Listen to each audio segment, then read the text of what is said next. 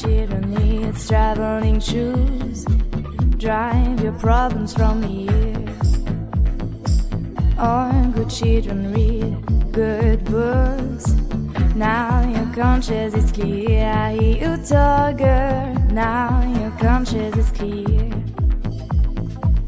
In the morning when I wrap my brow, wind the miles away.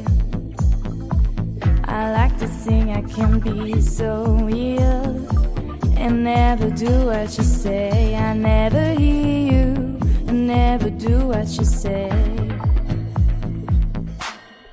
Look, my eyes are just holograms. Look, your love is I've been read from my hand. From my hand, I know you'll never be more than twisting my sobriety. More than twisting my sobriety.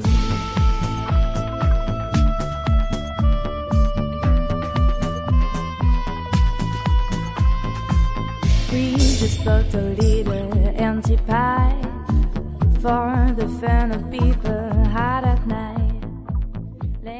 Okay, my chess friends, I warmly welcome you to this chess video. And we have before us a position from a game played in 1936 in Moscow.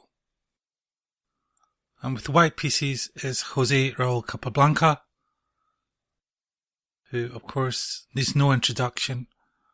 And with the black pieces is a Russian chess grandmaster called Vyacheslav Vasilievich Ragozin. Russians have such wonderful sounding names, don't they? Vasilievich Ragozin. He's a very strong grandmaster.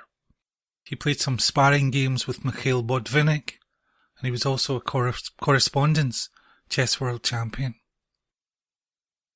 But before you crack up and say, oh no, not an endgame, I don't like the endgame, it's so boring, think of this, my chess friends.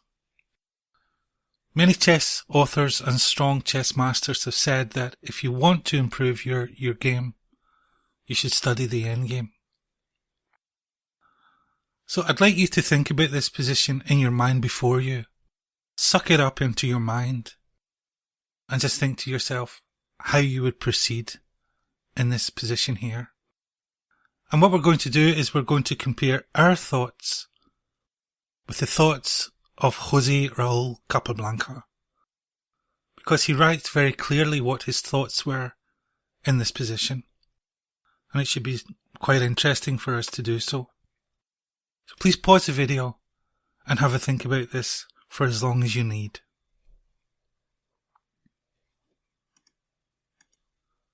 Well, hopefully, my friends, you paused the video and you had to think deeply about this position. What can we say about it? Well, let's think about our thought process, because in the middle game, we are involved with primarily calculation of variations, simply because we have so many attacking possibilities, and so does our opponent. So we need to calculate all the forcing variations.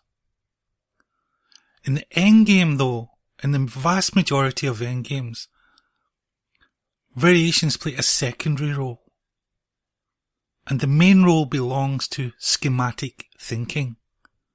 That is, of course, thinking out a scheme and a plan.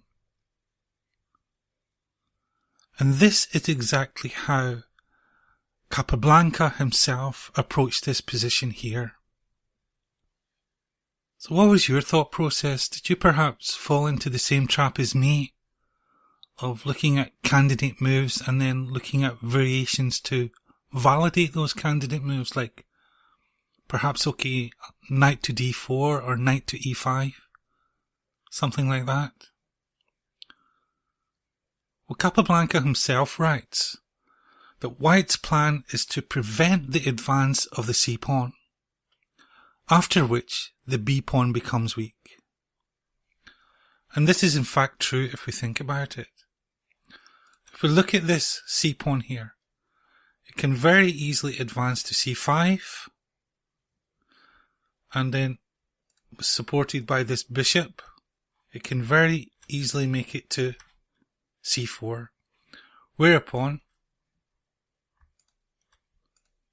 the b pawn will become weak because it will be backward along this half open b file.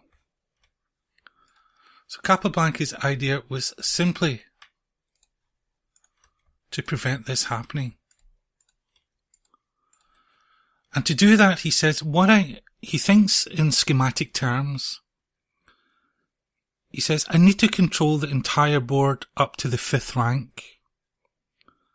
And this is achieved by moving the king to e3, by placing the rook on c3, this b pawn here on b4, this f pawn here on f4, and then Capablanca will control the entire 5th rank. And I'll just show you his schematic that he thought about in his mind. And here it is here. He has his king on e3, the knight on d4, the rook on c3, the pawn b4, the pawn at f4, and he is controlling the entire 5th rank. Preventing, of course, the advance, of this c pawn in the process. So this is Capablanca's schematic thinking. This is how he thought about this position. Rather than simply looking at candidate moves and variation, he is thinking schematically. And we'll just look now at how he goes about achieving this. First of all, he centralizes his knight with knight to d4. Black plays rook b7, hitting the b pawn. Capa plays b4. You can see how he now controls all of these squares on the 5th rank. Bishop d7, f4, controlling these further 2 squares on the 5th rank. King e7, king f2, rook a7, rook c3, king d6, rook d3, with of course some ideas of moving the knight up here to b5 and some tactics against the rook and the king.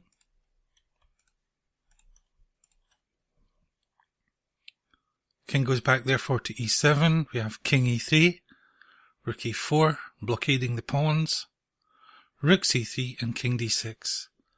And Capablanca has reached his schematic idea. And now, once that his planned setup has been reached, he now faces a new problem. How to take advantage of his queenside pawn majority. And to do this, of course, he must somehow take his king across to the queenside where it can help the advancement of these pawns. Rook d3, king e7, rook c3, hitting the unprotected pawn, king d6, and he repositions the knight, and you'll see why just in a moment. g6, rook d3 with check, king e6, king d4, the king is of course coming to the queenside, rook a6, rook e3 with check, king d6, knight c3, f5, and here the pawns begin their advance with b5. He has further envisioned the optimal placement for his pieces, where they can help the advance of these queenside pawns. His knight is on the c3 square, optimally placed, of course to help the advance of the pawns by supporting these two squares. And the king can, of course, come at any time across to help their advancement. And it's very interesting to note that Capablanca only advanced his pawns once his pieces were in the optimal position to help their advancement. It's very instructive indeed.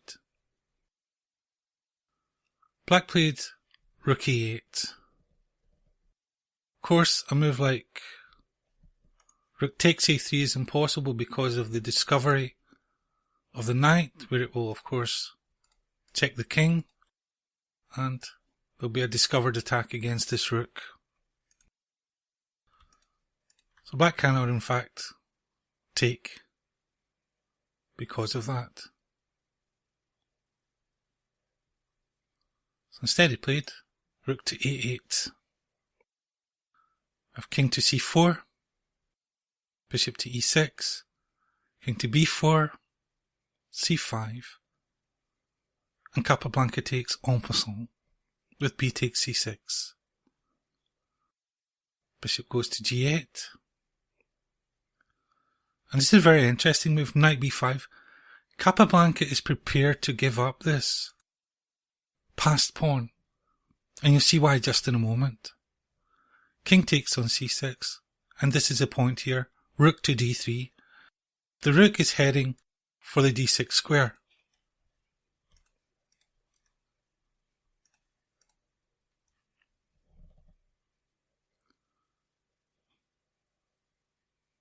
We have g5, rook d6, king goes to b7, f takes, h takes, and of course the rook picks up the g-pawn.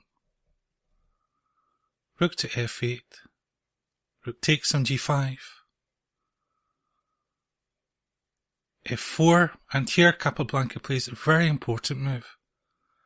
Knight to d4, simply taking away the f3 square from white, where it could perhaps create some problems if the bishop ever reached, let's say, the c6 square,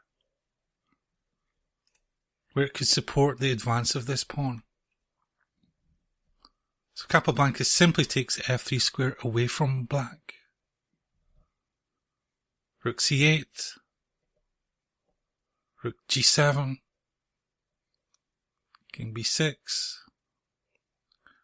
rook g6 check, king b7, knight b5, rook f8, knight d6 check. Once the king goes to b8, we have h4, after which black in fact resigns because, well, it'd be very difficult to defend both of these outside pass pawns. This one here, which of course is heading for here, and this one here, which of course is heading for there, without significant material loss. It's a very, very interesting way of thinking, Capablanca, and his thought process that we can learn from. If we just go right back, immediately right back, we can see that how he envisioned his schematic idea of taking control of the entire fifth rank, preventing the advance of this c-pawn by bringing his pieces to the centre, his pawns to b4 and f4, his king into e3, his rook to c3, knight on d4. And then he rearranged his pieces where they would be optimally placed to help the advancement of the pawns. And we had the repositioning of the knight where it came to c3.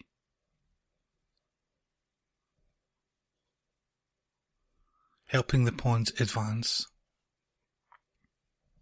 King came to the queenside to help the pawns. And black had simply too many weaknesses to deal with. So hopefully, my chess friends, you can employ this type of thinking in your own games, thinking schematically, rather than falling into the trap of constantly looking at variations. I do it myself. It's because I'm so used to practicing tactics that I forget to think schematically according to a plan. So suffice to say, I thank you, my chess friends, for watching this chess video. I hope you can make practical use of it in your own games. And I'd like to give a special thanks to my friend Aldo Vasquez. Aldo, please forgive me if I have pronounced that incorrectly, who is from Mexico City, who sent me a very wonderful book, Endgame Strategy, from which this example was taken. And hopefully in the following weeks we can take a look at some more examples, and we can see how the masters like Capablanca went about thinking out their schemes, and we can get an insight into their thought process, which will help us in turn apply these ideas in our own games.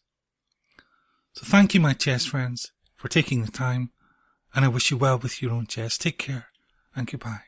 Look, my eyes are just holograms. Look, your love is hiding right from my hand. From my hand, I know you'll never be more than twisting my sobriety. More than twisting my sobriety.